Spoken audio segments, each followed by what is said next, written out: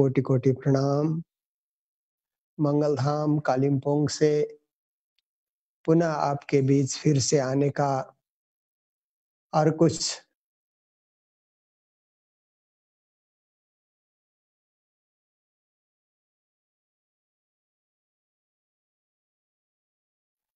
श्री प्राणनाथ जी महाराज की वाणी के आधार पर ज्ञान की बातें, अध्यात्म की बातें, प्रेम की बातें और परम धाम की बातें प्रस्तुत करने का ये सुंदर और सुखद अवसर प्राप्त हो रहा है। पर एक तरफ हम देखते हैं कि ऐसी महामारी विश्व में फैली हुई है जो थमने का नाम ही नहीं ले रही है। सारे विश्व में इसको रोकने के लिए बड़ा भारी प्रयास हो रहा है और हमारे देश में भी सरकार की ओर से बड़ा भारी प्रयास हो रहा है, फिर भी ये रुक नहीं रही है। तो ऐसे समय में हम सब सुंदर साथ को चाहिए कि हम कुछ अध्यात्म की ओर, धर्म की ओर, मानवता की रक्षा के लिए श्री राज जी से प्रार्थना करें, पूर्ण ब्रह्म परमात्मा से प्रार्थना करें। क्योंकि श्री प्राणनाथ जी महाराज वाणी में कहते हैं, जो दुख मेरी सयन को तब सुख कैसा मोए, हम तुम एक वतन के अपनी रूह नहीं दोए। कहते हैं अगर मेरी सखियां, मेरे सुंदर साथ, मेरा मानव समुदाय, क्योंकि व्यापक रूप से जब हम लेते हैं वाणी का अर्थ, तो प्राणनाथ जी महाराज विश्व को संबोधन कर रहे हैं, पूरी मानवता को प्राणनाथ जी महाराज संबोधन कर रहे हैं। तो कहते हैं मानवता दुखी है तो हम भी दुखी हैं, और इस संसार के सभी लोग दुख का अनुभव कर रहे हैं, तो अकेले हम सुख का अनुभव नहीं कर सकते हैं, क्योंकि हम भी एक समाज की एक इकाई हैं। हम इस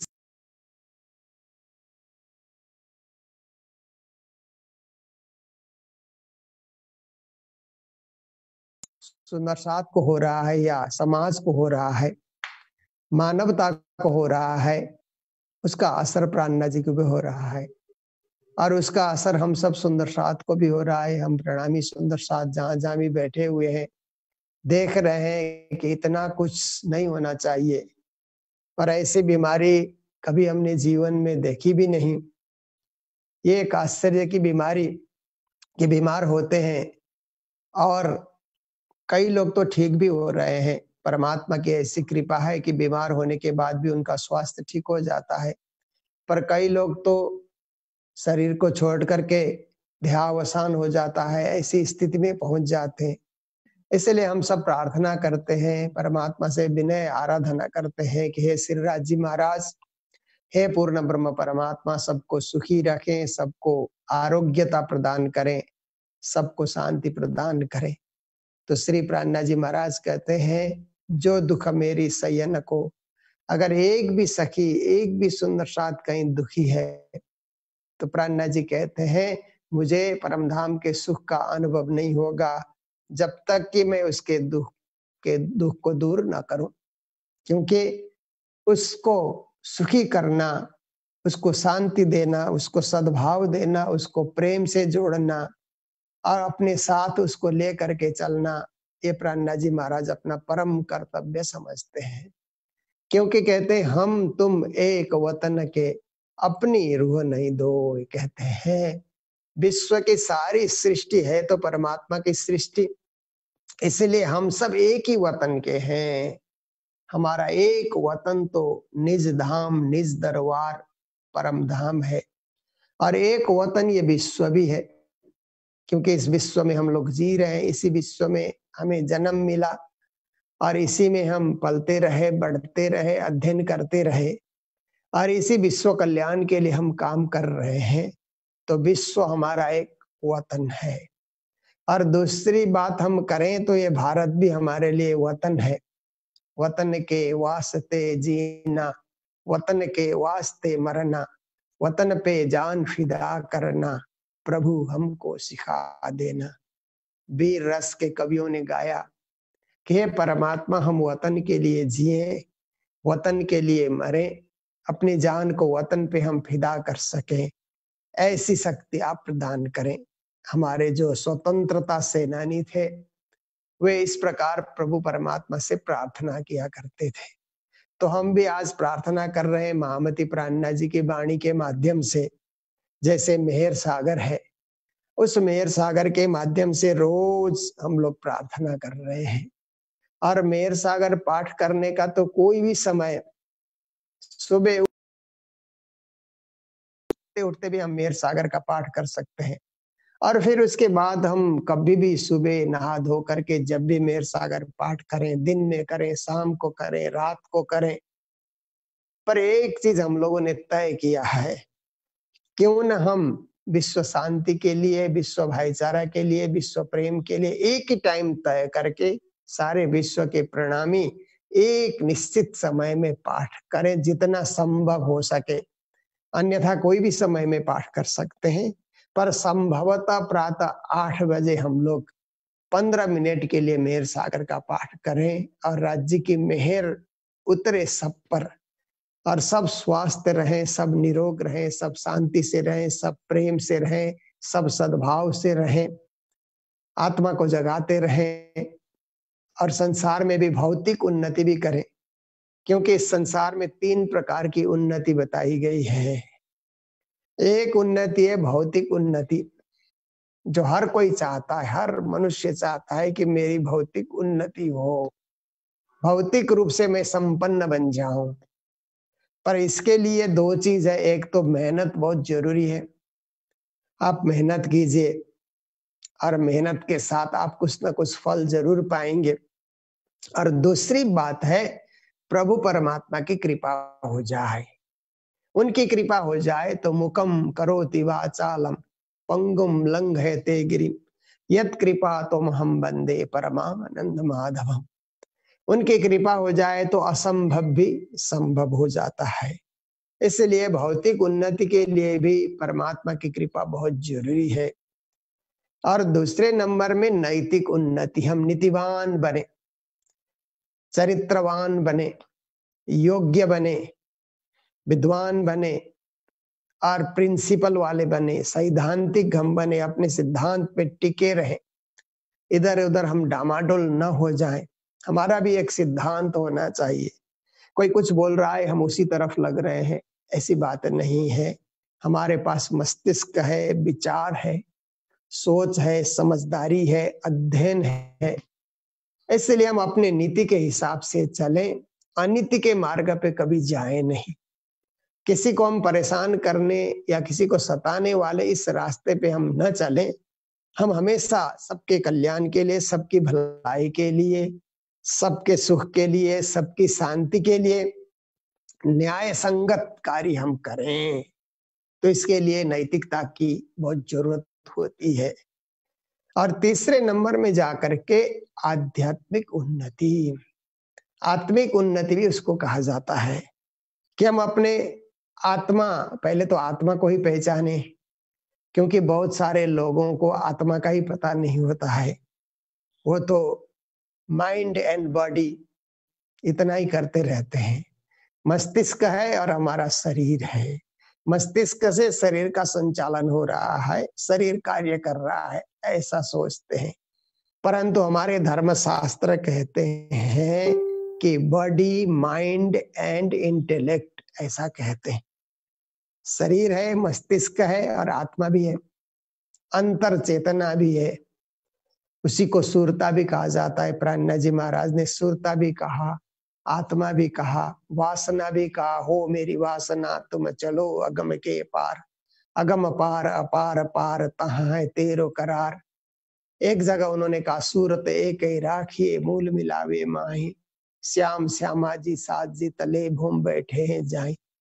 एक जगह उन्होंने कहा आत्म दृष्टि जुड़ी पर आत्म तब भयो आत्मनिवेद, या विद लोक लखे नहीं कोई, कोई भागवंती जाने या भेद। तो कहीं आत्मा शब्द का प्रयोग कर रहे हैं, कहीं सुरता शब्द का प्रयोग कर रहे हैं और कहीं चेतना शब्द का प्रयोग कर रहे हैं। इस प्रकार से श्री प्राणनाथ जी महाराज ने कहीं वासना शब्द का प्रयोग किया। एक सत वासना है, एक असत वासना है। असत वासना संसार के विषय वस्तु को कहा जाता है। सत वासना सत चेतना को, सत आत्मा को कहा जाता है, जो परम धाम से इस संसार में उतरी हुई है। तो आत्म तत्व को जानना, आत्म तत्व को पहचानना और आत्म तत्व के द्वारा परमात्मा को जानना। पर इस बीच में देखिए, स्त्री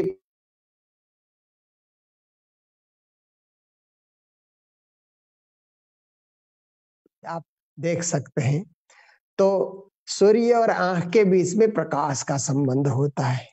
ऐसे ही प्राणनाथ जी महाराज कहते हैं, आत्मा और परमात्मा के बीच में पर आत्मा भी है। सत्य स्वरूप पर आत्म हमारो, वासना इस संसार, न हम आए न हमें जाना, है यह सुपन बाजार। तो कहते हैं कि एक तो सत्य स्वरूप परमात्मा है और एक आत्मा है, बीच में पर आत्मा है। पर आत्मा उसको कहा जाता है कि जो आत्मा परमात्मा के चरणों में बैठ करके संसार में आने की इच्छा व्यक्त करती है, वो खुद नहीं आती है पर उसकी सुरता चल करके आती है, उसको पर आत्मा कहा जाता है। पर आत्मा, आत्मा और परमात्मा के बीच की एक सेतु भी है। तो इस प्रकार से आत्मा तत्व को समझना, परात्मा तत्व को समझना, परमात्मा को समझना, मालिक को समझना, क्योंकि मालिक को समझने के बाद मालिक के तरफ श्रद्धा उत्पन्न होती है, प्रीति होने लगती है। प्रीत रीत कहते हैं ना, प्रीति की रीति प्रारंभ हो जाती है। जैसे हम लोग सेवा पूजा करते हैं, तो मालिक को पहचानने के बाद सेवा पूजा प्रारंभ हो जाती है। गुरुजी मंगलदास जी महाराज ने मंगल सूक्ति में बहुत अच्छी अच्छी बातें लिखी है। छोटा छोटा उदाहरण देकर के महान ब्रह्म ज्ञान उन्होंने समझाया। तो मालिक को पहचानने के संदर्भ में गुरु महाराज कहते हैं कि देखो, मालिक को तो कुत्ता भी पहचानता है, घोड़ा भी पहचानता है, गाय भी पहचानती है। देखिए, कुछ जानवर ऐसे हैं जो अपने मालिक को पहचानते हैं। तो देखिए, मालिक आता है तो कुत्ता पूंछ हिलाता है, खुश हो जाता है, इधर उधर खुशी व्यक्त करने लग जाता है, कभी बाहर कभी अंदर करके, कभी पूंछ हिला करके मालिक को पहचानता है। तो गुरु महाराज ने मंगल सूक्ति में लिखा, साधारण एक जानवर कुत्ता भी अपने मालिक को पहचान सकता है, तो तुम मानव हो करके अपने मालिक को नहीं पहचान सके, कितने दुर्भाग्य की बात है। इसलिए हम मनुष्य हो करके, किसने हमें रचा, किसने हमें संसार में भेजा, किसने हमें सृष्टि दिखाई, किसने हमें ये सारा खेल दिखाया, ये नजारा दिखाया जो हम अपने नजरों से देख रहे हैं, ये दिखाने वाला कौन है? उसको जानना, उसको पहचानना और उसके बन जाना, उसके तरफ हो जाना कि मालिक ने मुझे संसार देखने का अवसर दिया और ये संसार हम अच्छी तरह देखें। इस संसार में हम जागृत हो करके संसार के यथा स्थिति को हम अच्छी तरह जाने, पहचाने। क्योंकि अज्ञान में भी लोग संसार में जीते हैं, पर वो जीना किसी काम का नहीं होता। जानकारी के साथ संसार में जीने से संसार के यथा स्थिति का हमें पता लग जाता है, वस्तु स्थिति का हमें पता लग जाता है। सृष्टि क्यों बनी, सृष्टि का अर्थ क्या है, सृष्टि से परे क्या है, और उस परब्रह्म परमात्मा कैसे अपने धाम में रह करके सृष्टि की रचना करते हैं। तो ये सारा कुछ हमको पता लगता है। तो इसको आत्मिक ज्ञान कहा जाता है, ब्रह्म ज्ञान कहा जाता है। ऐसे चीजों में पारंगत हो जाना, दक्ष हो जाना, उसको आत्मिक उन्नति करके कहा। यह तीसरी उन्नति है। तो प्राणनाथ जी महाराज की वाणी में और प्रणामी धर्म में विशेष करके आत्म उन्नति की बातें बहुत सुंदर रीत से लिखी गई है। जब हम वाणी पढ़ते हैं रात से लेकर के क़यामतनामा पर्यंत, अभी अभी इन दिनों ये लॉकडाउन होने से हम लोग आश्रम से बाहर नहीं जा सकते हैं, जाते भी नहीं हैं। क्योंकि क्यों जाना, जब सरकार का आदेश है, जिस देश में रहते हैं उस देश के एक नागरिक होने के नाते सरकार का जो है कानून है और आदेश है उसका पालन करना ही हमारे लिए हितकर होगा, क्योंकि ये ऐसी बीमारी है कि इसमें जितना आप घर में रहेंगे, बचकर रहेंगे, तो ही आप इससे बच सकते हैं। तो आप बचेंगे तो आपका परिवार बचेगा, आपका समाज बचेगा, आपका देश बचेगा, मानवता बचेगी। पहले खुद को बचाने के लिए प्रयास करना होगा। तो ऐसे समय में हम लोग परिक्रमा ग्रंथ लेकर के चरचनी को थोड़ा-सा हम लोग देख रहे हैं कई दिनों से। जब से लॉकडाउन है तब से हम लोग 1-2 घंटा चरचनी में हम लोग बैठते हैं। तो हमारा विशेष ख़्याल था कि चरचनी तो लाला जी महाराज ने छोटी वृत्ति लिखी, फिर बड़ी वृत्ति लिखी, फिर जुगलदास महाराज ने बड़ी वृत्ति लिखी। उसके बाद जितने परमहंस हमारे समाज में हुए, सब ने उस चरचनी का कुछ न कुछ विस्तार किया है और चरचनी के नक्शे भी बने हुए हैं। देखिए, ऐसे तो सब लोग कहते हैं मरने के बाद स्वर्ग जाएँगे, वैकुंठ जाएँगे, शून्य में जाएँगे या गोलोक धाम जाएँगे।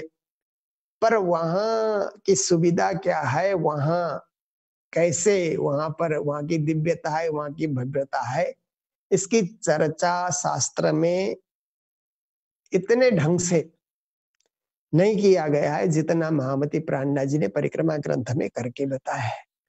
तो परिक्रमा ग्रंथ और चरचनी लेकर के हम लोग जब बैठते हैं, तो परिक्रमा ग्रंथ में हम देखते हैं कि अन्य परमहंसों ने संख्यात्मक वर्णन, परम धाम का संख्यात्मक वर्णन, वहाँ कितने मेहराब है, कितने थंब है, कितने कमरे हैं, कितने वृक्ष हैं, कितने वो वृक्षों की शोभा कैसी है और कितने माले के हैं वो, कितने फ्लोर हैं, भवन में कितने फ्लोर हैं, वृक्ष के भी वहाँ पर ट्री हाउस की तरह फ्लोर बने हुए हैं, वो कितने हैं, वहाँ फाउंटेन कितने हैं, ये सब की गिनतियाँ काफ़ी संख्यात्मक वृद्धि के रूप में उन्होंने गिनती की है।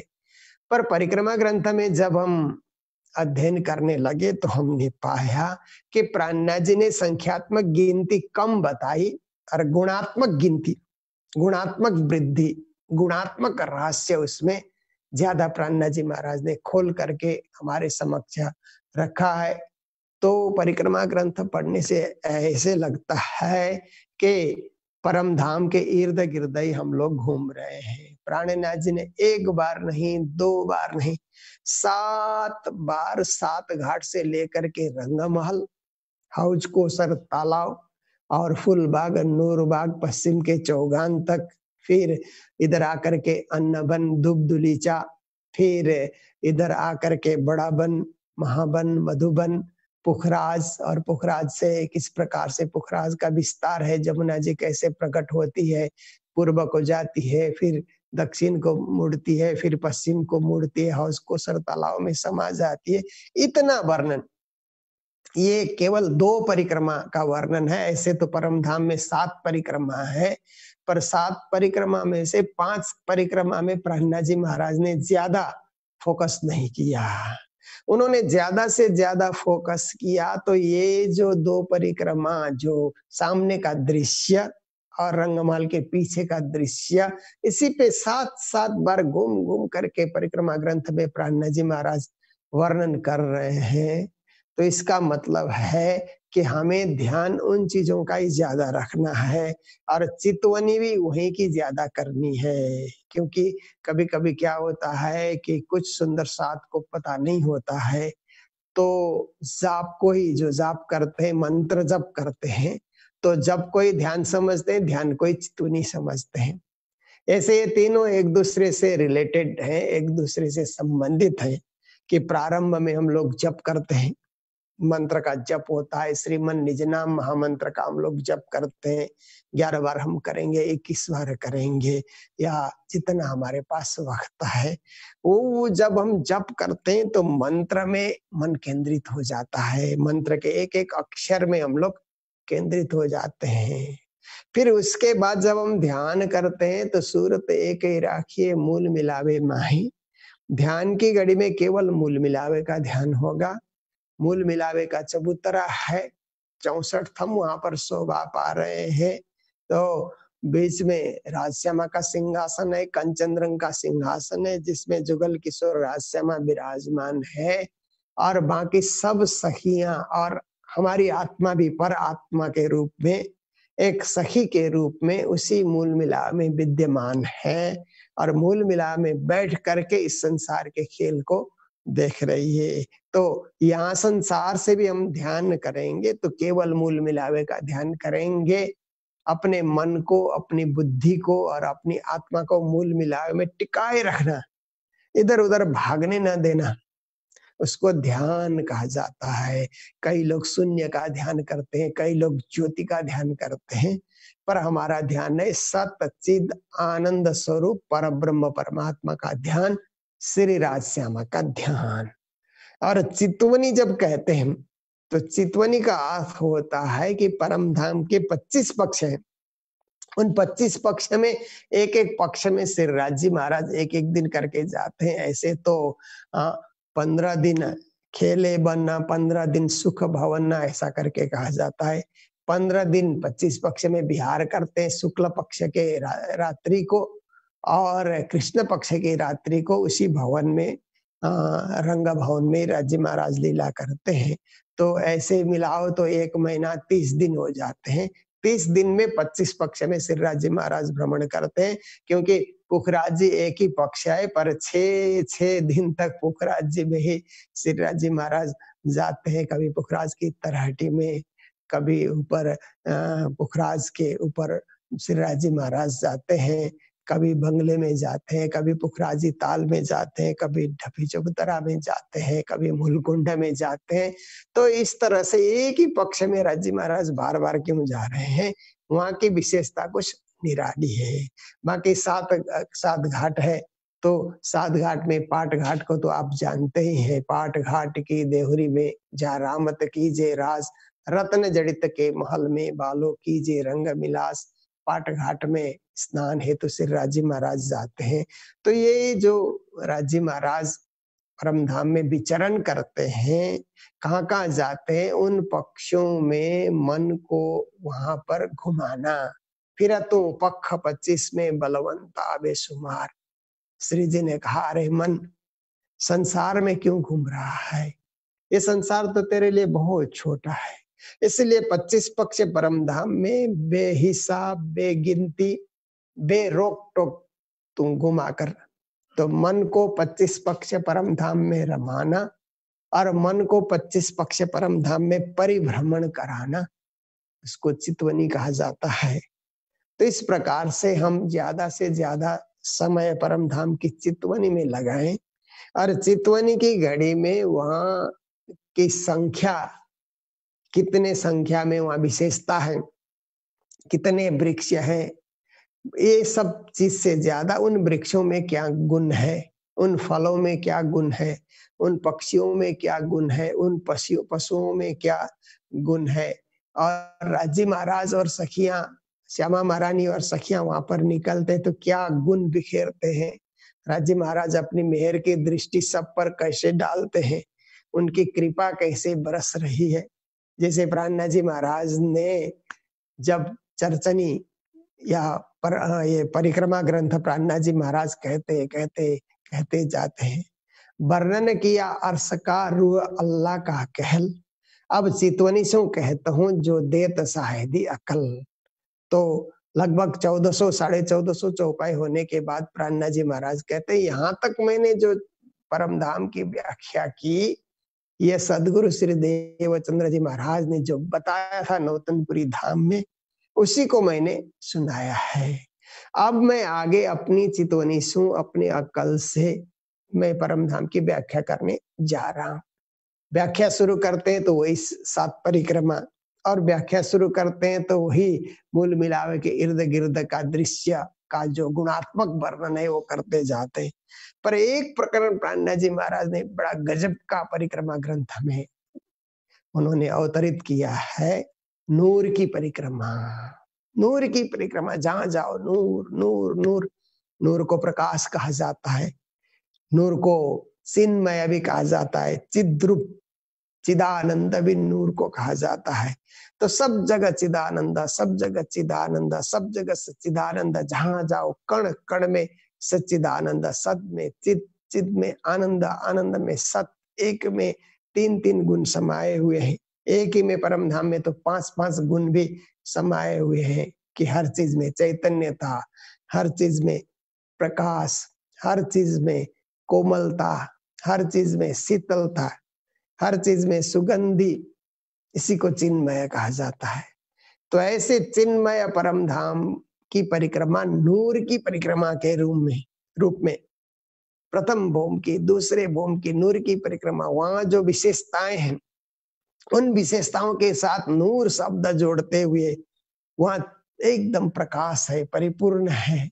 ऐसे श्री प्राणनाथ जी महाराज ने बड़ी सुंदर वहां पर व्याख्या की है, जो प्रकरण पढ़ने से बड़ा आनंद आता है, हृदय गदगद हो जाता है। ऐसा लगता है हम परम धाम रंग भवन में ही चितवनी कर रहे हैं। तो उसके बाद फिर धाम की रामती करके प्राणनाथ जी महाराज ने 3 प्रकरण वहां पर प्रस्तुत किया है कि परम धाम में सखियां कैसे चलती है, हाव भाव चाल चलित्र, आना जाना, बोलना, बातें करना, उसमें जो विनम्रता है, वहां पर जो प्रेम झलक रहा है, झलकतियां रे मलकपतियां, रंग रस में चैन करतियां, झलक मलक करते हुए अनेक आनंद का रंग बिखेरते हुए, वहां कोई दिखावा नहीं है, परंतु स्वतः आनंद का रंग वहां पर प्रकट हो जाता है। तो ऐसे ऐसे चीजें श्री प्राणनाथ जी महाराज ने वाणी में भरी है। उसका चिंतन करना ही आत्मिक उन्नति या आध्यात्मिक उन्नति करके कहा गया है। तो प्यारे सुंदर साथ जी, हम लोग भौतिक उन्नति भी करें, नैतिक उन्नति भी करें, आत्मिक उन्नति भी करें, और इस संसार में सदा सदा कि ऐसा न सोचें कि केवल हम ही खुश रहें, संसार के सभी लोग खुश रहें, सभी लोग प्रसन्नता से रहें, सभी लोग निरोग रहें, सभी लोग शांति से रहें, और ये जो महामारी विश्व में फैल रही है कोरोना वायरस, ये खत्म हो जाए और खुशहाल जीवन लौट करके आए, समृद्धि का जीवन लौट करके आए। ऐसी प्रार्थना हम रोज करें, मेहर सागर के माध्यम से, बिरहा वाणी के माध्यम से।